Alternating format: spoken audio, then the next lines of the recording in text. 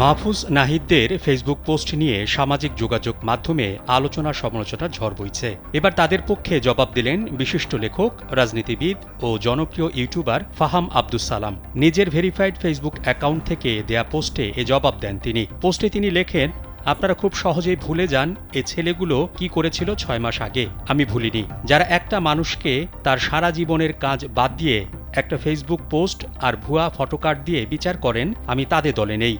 সত্য, এই ছেলেদের অনেকে চিন্তায় পরিপক্ক নয়। আপনারা এমন বয়সে কি করেছেন? তিনি লেখেন, মাহফুজকে নিয়ে গালাগালির নহর বইছে, ডানে বামে আক্রমণ। মাহফুজ নাহিদদের একটা কথাই বলবো, ভয় পাবেন না, জনমত নিয়ে মন খারাপ করবেন না, মিথ্যা বলবেন না। আপনারা এন্টারটেইনার না, মানুষ গালি দেবেই।